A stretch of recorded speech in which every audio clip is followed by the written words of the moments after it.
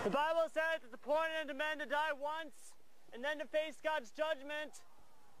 We all stand before a holy God and give an account for our life, what we've done, whether good or bad. The Bible says that the wages of sin is death.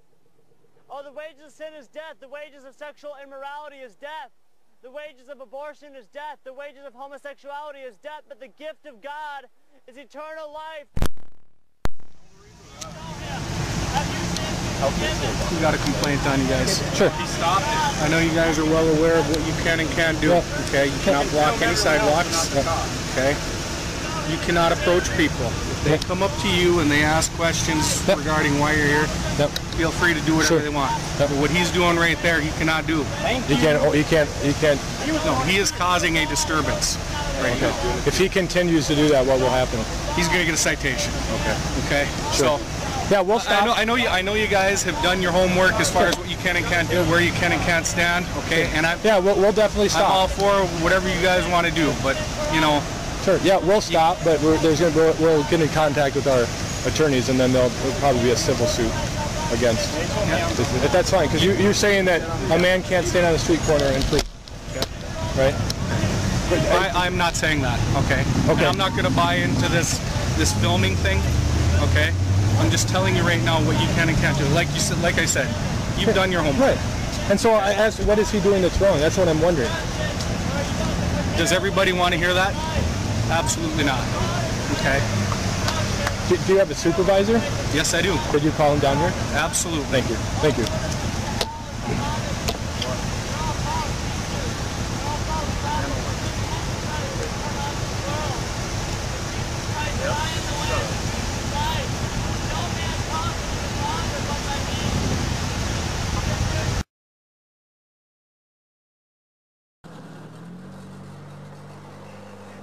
Partner there requested to have a supervisor come down. Okay. Like I explained to him, you guys have every right to be down here protesting, okay, and doing whatever you do. But there are certain rules that you have to follow. You can't block any sidewalks, thoroughways, anything like that. And you can't approach people. If they come up to you and ask you questions, then feel free to explain why you're here, okay? So he requested a supervisor to come down here, and he's on his way down. It's going to be a short time before he shows up. Okay. If any laws are broke, citations obviously will be issued. Okay.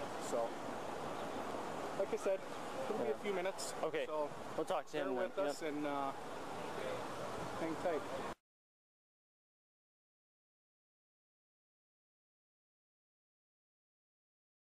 Whoever that guy is.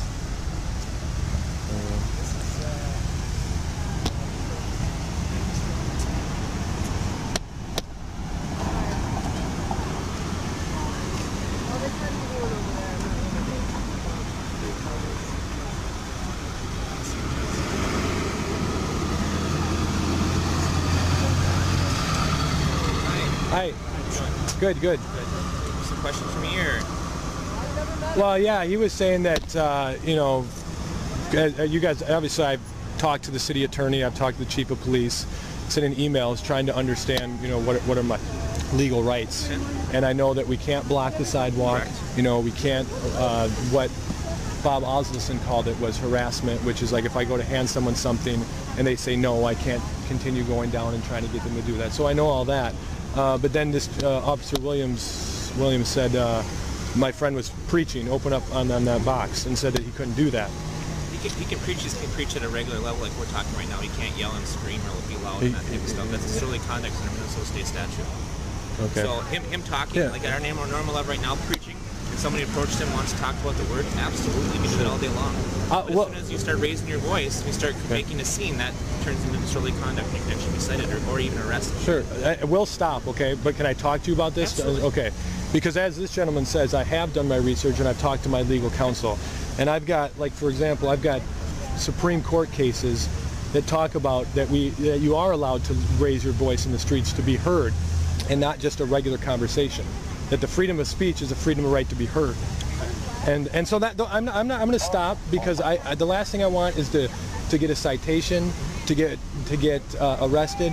But understand, then we'll take this to our legal counsel to have them look at this, because I have, you know, This man said that Williams said that someone called and complained. Yes. And there's a Supreme Court says that just because someone heard what you were saying or something, that's not, it's called a veto. There's no heckler veto, meaning someone can't stop your we still have the freedom of speech, the First Amendment right to stand on the street. And it's my understanding of disorderly conduct based from legal counsel is it has to be fighting words that are fighting words. It's not just you know, because we're doing freedom of speech. That's my stance.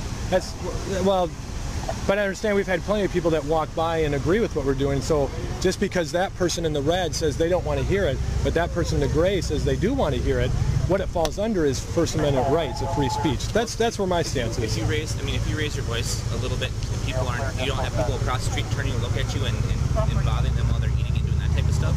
That's not a problem. But as soon as people start looking around and doing that type of stuff, that's becoming disorderly. I mean, if someone looks at me, it's disorderly? Well, is that what you're saying? I'm not saying that.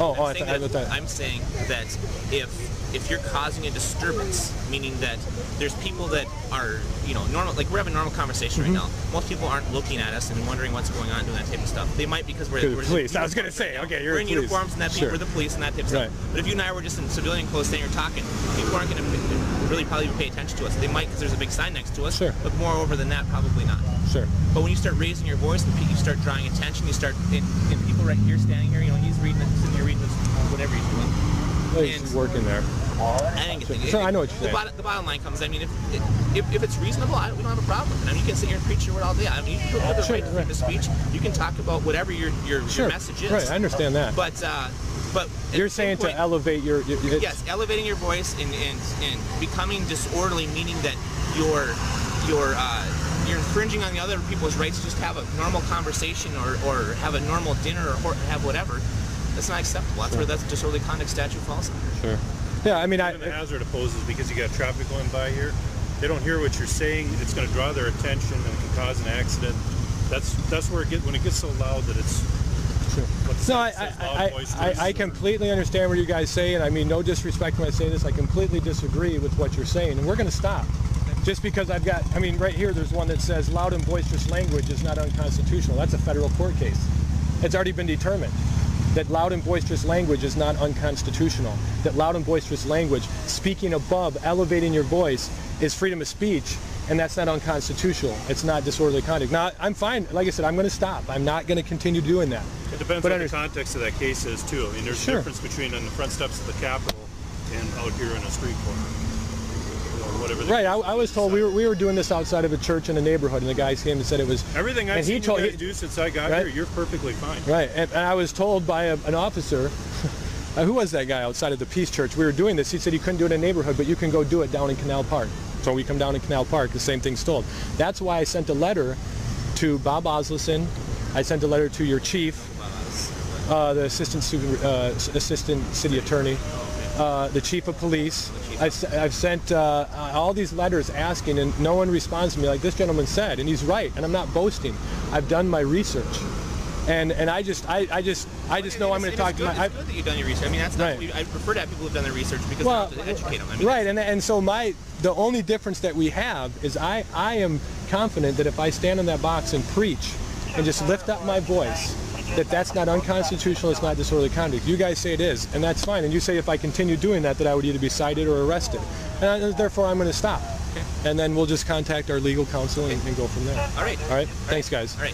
Have a good day. You too. Sir, do you have a card or something I can have? I don't know if this gentleman, if he says he was for. Do you have a card? Stoley is that his name? No. You don't have one. You just. I gave you my name and badge. You don't, right. You don't have a card? No. Okay. Thanks. Yep. Thanks, guys. Be able to spend like 6 months over there.